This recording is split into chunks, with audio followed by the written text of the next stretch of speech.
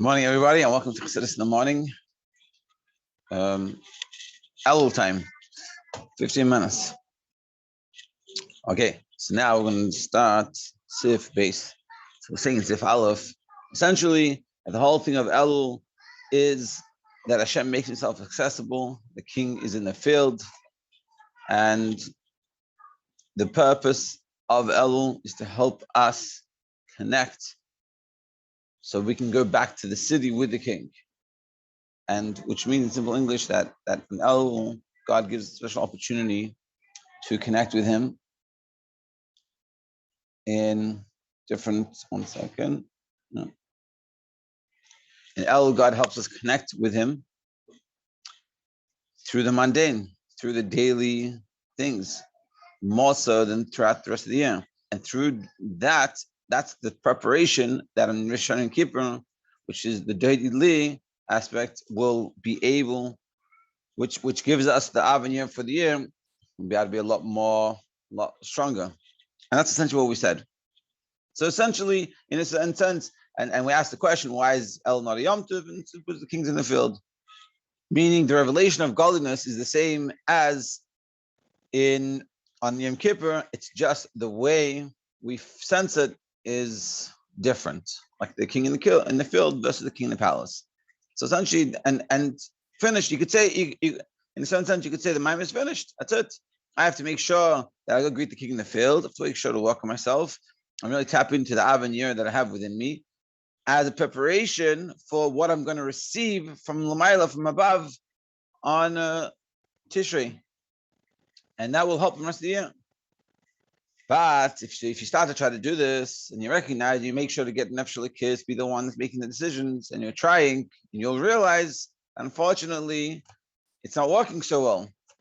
You know, it's not just know the answer to the problem, but it's having to recognize that there's things that get in the way. So like I said yesterday, the first thing is you have to know who's talking, Nefesh Bahamas, Nefesh Elokis.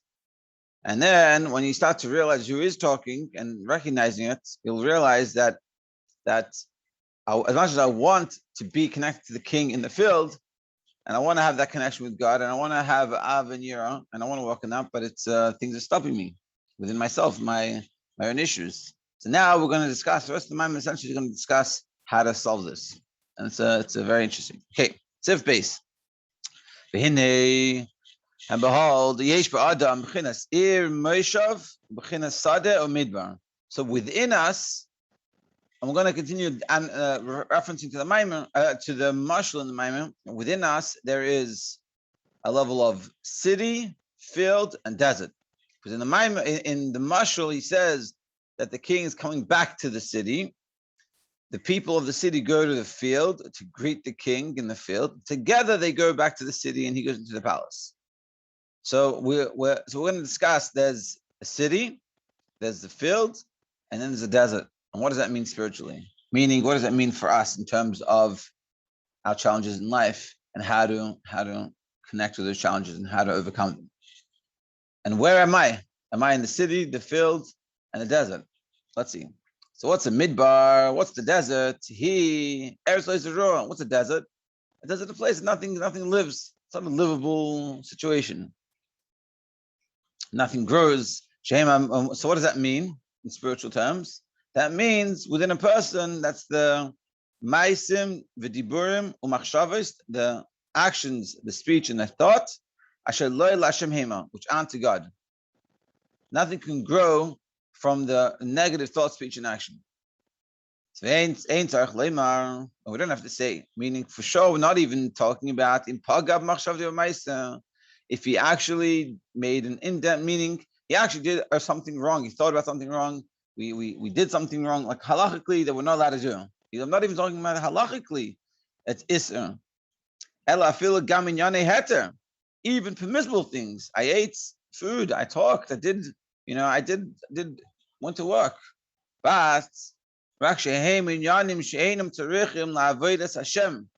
these things I did were not connected with serving Hashem at all. But diburim and speech, but betalim, which was just, a wasted speech. To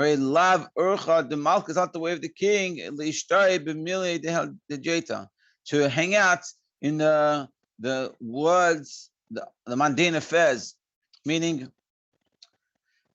essentially what we have to be doing, or we're trying to reach the goal, and the goal in life of a chassid is that their life is totally connected to God. That everything we do from the moment we wake to the next day, it's all about connecting to God.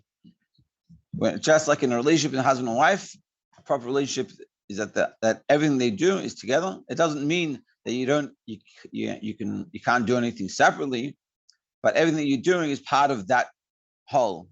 And that's how it works in a marriage. It works with your kids. Same thing. That everything you do in your life is all connected to this one goal, to raising a family. And so too with Yiddishkeit, we're talking about the whole thing is that we're trying to connect everything to Hashem. When we go to work, we can go to work to Hashem. We have just different, and it means you have opportunity to connect to Hashem with anything you do. But what happens, unfortunately, you don't do those things. Meaning you eat not because it's the healthy thing to eat and it's going to help you serve God better, have a better day, but eat, but it tastes good.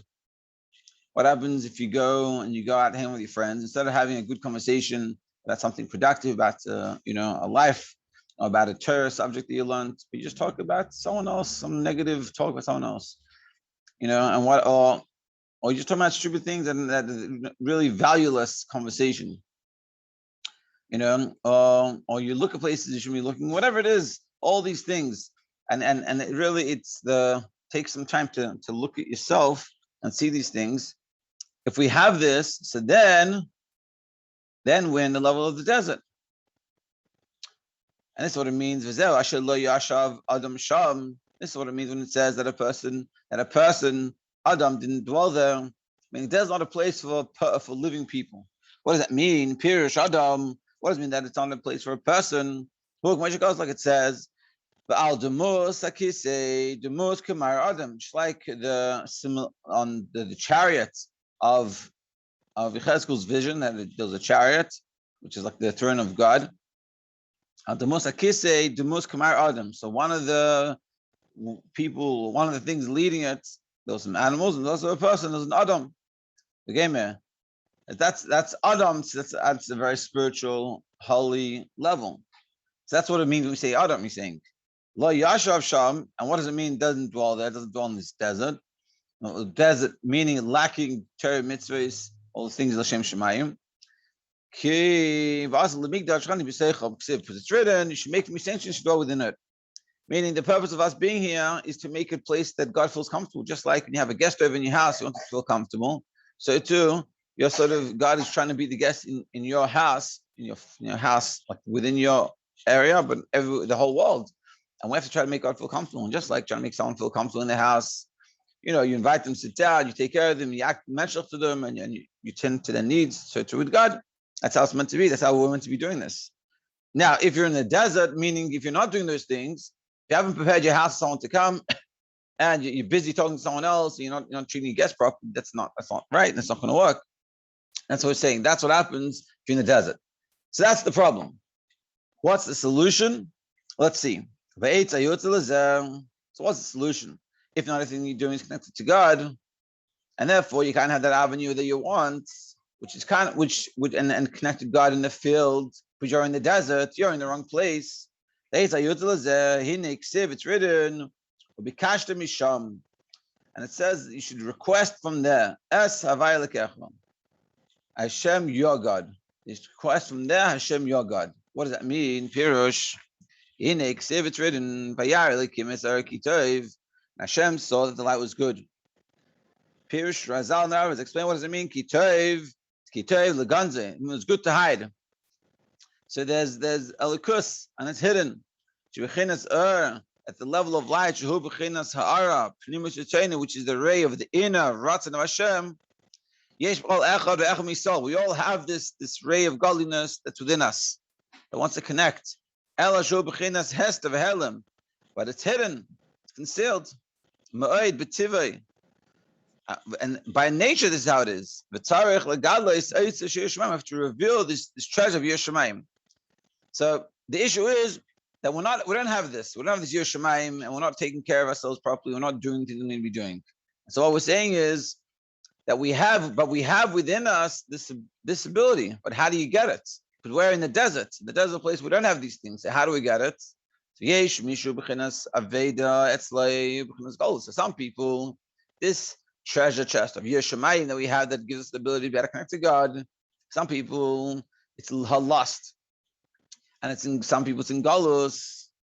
Al zeh nema, and this it says bekashtem misham. We said before in the pasuk bekashtem misham. You should request. So what does it mean? Bekashtem shetavakesh v'techapesh. You should request and you should search. What does it mean? You should search. Ein chipus ela achar aveda. So when you lose something, what are you doing? When you lose your keys, what are you gonna look for them? You have to look where you lost them. You don't look. It's like, let's say it's at night and you lost your keys outside, God forbid. You're not going to go next to the light pole and look for the keys. And if your keys weren't lost there, you're like, someone comes to you, hey, what are you looking for? Oh, I lost my keys. Why'd you lose them? I lost them over there. So why are you over here looking? Oh, I hear there's light. That doesn't make any sense. You're not looking from where there's light. You're looking from where you lost it. That's what he's saying. So what do you search? You have to search when you lost it. Where'd you lose it last? Meaning, when I was connected and I was interested and I was involved, and then slowly petted out and started, and then I'm suddenly, what am I doing? I'm like, why am I here? Elo's here, and I want to be more connected. When was I connected well the way I liked it? And I have to look where that was. I know Davashu Avretzley. Now this is, and what are we looking for? The point where we lost our nefesh elokis, meaning we lost touch with our nefesh elokis. And it could be that in seminary it was the last time we were very inspired, we were very connected. And it could be a year ago, it could be a few months ago, whenever it is. Whenever I remember, I was like, I remember the time. I was on fire. So we have to go to remind ourselves of that place. And this is what it means in Hashem, your God. Which is the level of kel, which is the level of godliness that rests within every person. We said in the last paragraph, yesterday or 2 days ago. But like we said, we'll explain the passage. It says, "Bekashtem misham es havai lekecha." You should request from there, Hashem, your God. So we're saying you have to request and go look for where you lost your godliness, in touch with your godliness. What does it say? Request from there. What does that mean from there? Misham daika. Never, just like when you're going to look for something you lost. You only look for it where you lost it. Like you're not going to look for the keys where there's light, but you'll look where you lost. And it's I also have to say, just like you can't miss this opportunity that, Baruch Hashem, there was a kid that went missing yesterday in camp. After 7 hours, they found him. This crazy search, and it's very connected here. You have to go look where we lost him. To look where you lost nefesh elokis. And you could say that you're losing nefesh elokis is a lot worse.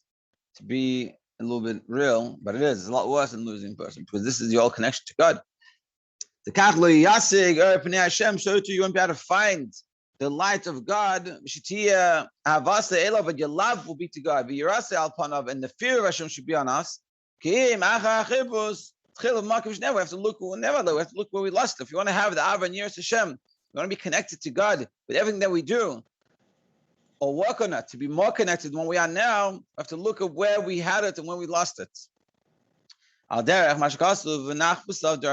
said, we should search our ways. You should check into your actions, the diburav and your speeches, and machshava isav and your thoughts, sha'avru v'chalfu miyem yesei asher lo yitevim, from the point where it starts to become not good. That's what you have to do. You have to look for it. And what will happen? You have to become very bitter. You'll be very sad. Not in a depressing way, chas v'shalom. If it is, then you're doing it wrong and you should stop doing it. But you should be bitter. Say, I don't want to be like this. I want to be more connected. Yashav el Hashem, and then you'll return to God because you'll realize, hey, what am I doing? I want to be like that. I want to change. And you'll start to change. Yerachameu, and Hashem will have mercy on you.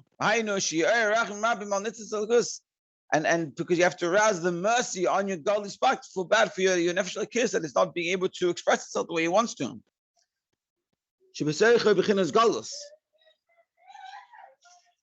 Yeah. So that's the first solution.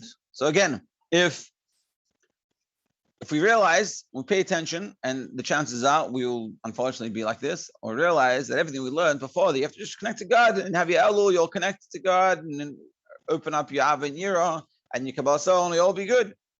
But then you come and you realize that's only if I'm in the city, I'm coming to the field. But what happens if I'm in the desert? Meaning my machshav, my thoughts, my whole day, I look at it and it's not really connected to God. In so many ways, it's not connected to God. So what am I going to do then? So you have to look when did you get lost? When did you end up in the desert? At what point did it come to the desert? And recognizing when was I connected and when did it work for me? And when did I lose that connection? And when you recognize that, then you can go back to it and say, hey, man, like I should be there. And you start to feel bad for yourself, feel bad for your nefesh lekis. My poor nefesh lekis. He's meant to be making all the decisions, and the poor nefesh lekis is stuck over there. Come, let's go speak to nefesh lekis and let's try to reconnect, and that will help you reconnect. And we're going to discuss in the next few days what happens, whatever that doesn't work, and then we'll bring another solution. What happens that doesn't work? Another solution.